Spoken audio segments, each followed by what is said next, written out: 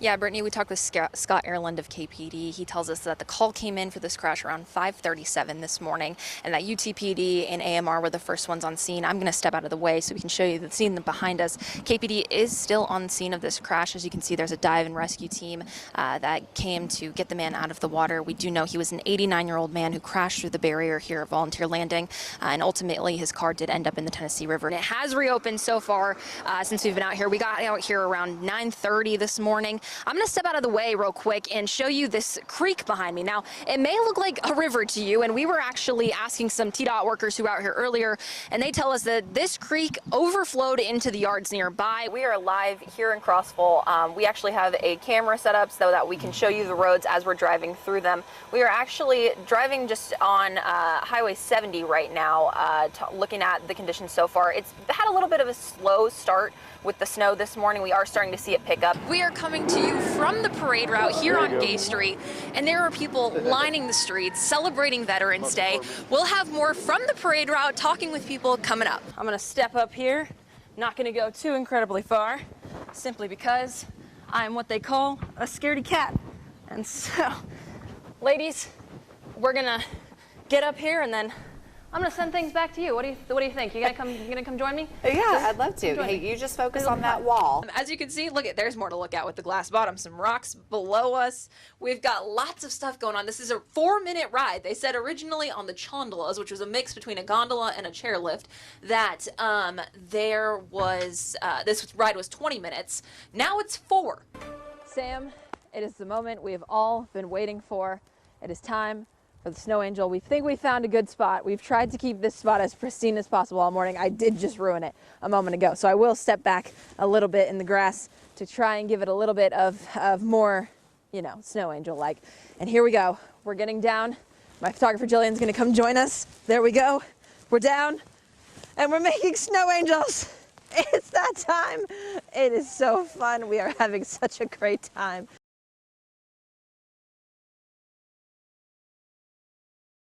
Over the past several weeks, DCS has made several visits to Kitty Corner of Clinton Nursery and Preschool. During that investigation, the daycare's director was put on leave, multiple violations were discovered, and now a former teacher faces child abuse and neglect charges. I spoke with a former employee who alerted DCS and got her reaction.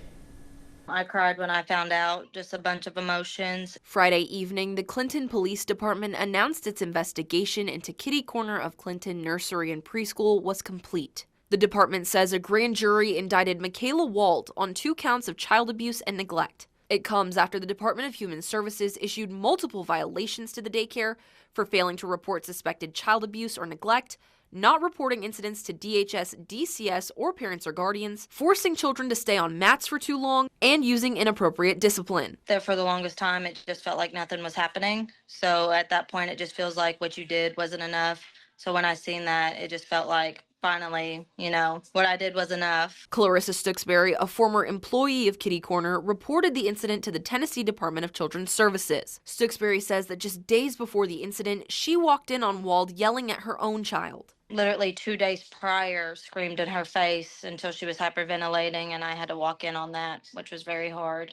She says many families have since pulled their children from Kitty Corner and are questioning what to do next. Many are nervous to send their children to another daycare, which is why Stooksbury says to go with your gut.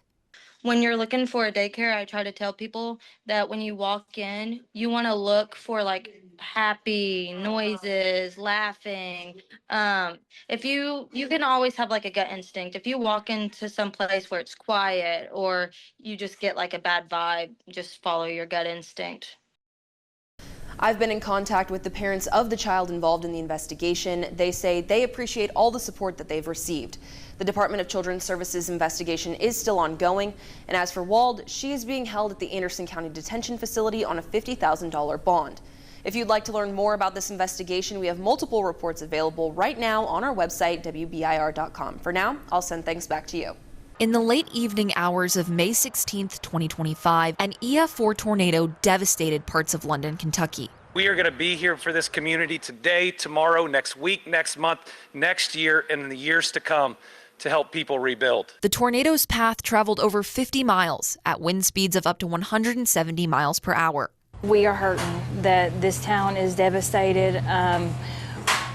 I have never seen anything like this. The first responders have never seen anything this bad. It's really, really bad. The storm destroyed hundreds of homes, including a majority of the Sunshine Hills community, and claimed the lives of 20 people. As soon as the tornado passed, help was on the way. Everybody knows everybody, and we know friends and family and co-workers and things like that are hurting. And I'm not, so it's my responsibility to help. In the weeks and months after, people continued showing up to help rebuild. It was like a Kubota full of 20-year-old guys. And they're like, can we help with anything? And I was like, well, like what? And they're like, anything. I'm like, well, sure, come on. But even a year later, there is still work to be done. I would say 3/4 of my whole entire neighborhood is still displaced. And I'm still displaced. While many say their lives have changed forever, they tell me they'll never take it for granted. Me and my daughters is lucky to be alive, and I'm grateful to be alive. So this is the school.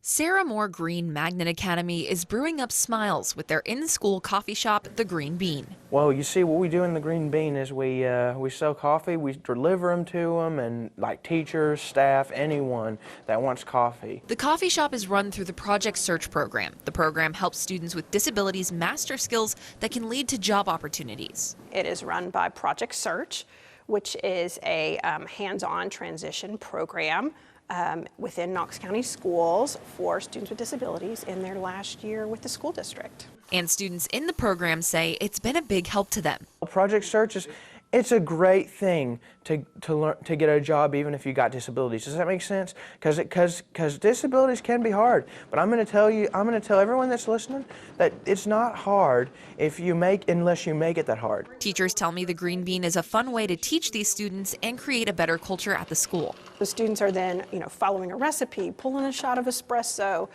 steaming the milk, all the things.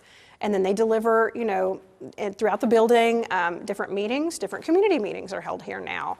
And we're making coffee for those. And Hayden Muncie says it's helped him with his people skills. Well, just talking and showing communication skills and all that, and also just helping people with getting this coffee delivered. Hayden tells me Project Search and the Green Bean even helped him get his first job. I feel great, some nervous, but I'm actually it's pretty good, pretty positive. Because I know that there's going to be greatness, the great things going to happen in my life as it is for everyone else's. Thank you. Thank you. Thanks. They're welcome. Have a good day. Thank you. You're welcome.